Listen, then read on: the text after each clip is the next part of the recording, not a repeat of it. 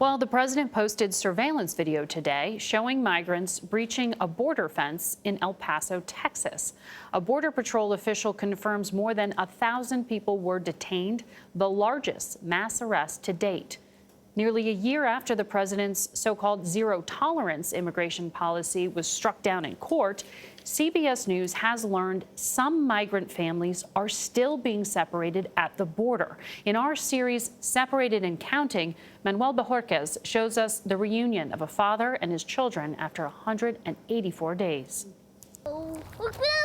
7-year-old Juan and 11-year-old Sofia remember the last time they saw their father. We changed their names for their safety. I believe he was crying, and my brother was separated from him, and I was crying, she says.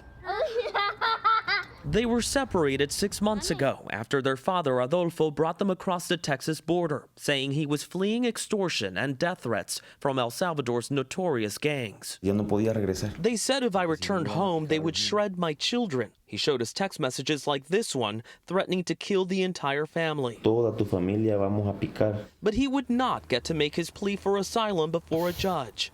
Instead, he says U.S. Border Patrol accused him of being a gang member. They started threatening they'd take my children away, he says. The agent kept asking what gang I was part of. Adolfo showed us a letter his lawyers say is from the government of El Salvador, showing he had no criminal history.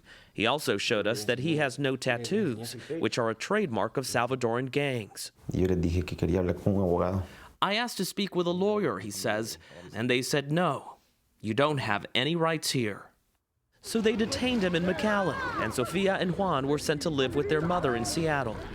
6 months later, Adolfo was released after the attorneys who took up his case say they convinced government lawyers he was not a danger to the community.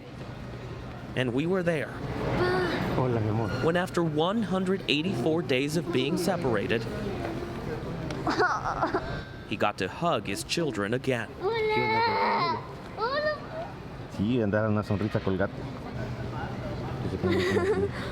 They allowed us to sit in on their first moments together. We missed him, and it was unfair that we were separated from him. I felt like my entire life was over. The Trump administration is looking to fast-track deportations by training some Border Patrol agents to screen asylum cases. Immigration advocates argue Adolfo's case shows that approach could end with legitimate asylum cases being dismissed. CBS News reached out to Customs and Border Protection for comment on Adolfo's case, but did not hear back. This is the McAllen, Texas facility where they were separated. And according to the Texas Civil Rights Project, their case is not unique.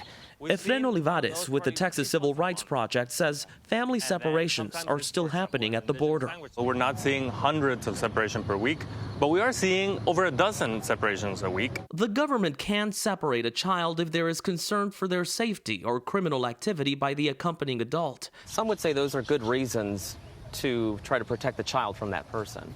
What happens when a U.S. citizen faces that situation?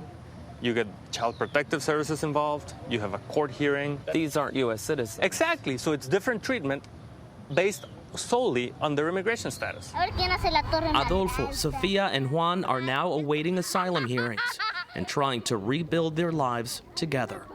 Manuel Bojorquez, CBS News, Seattle.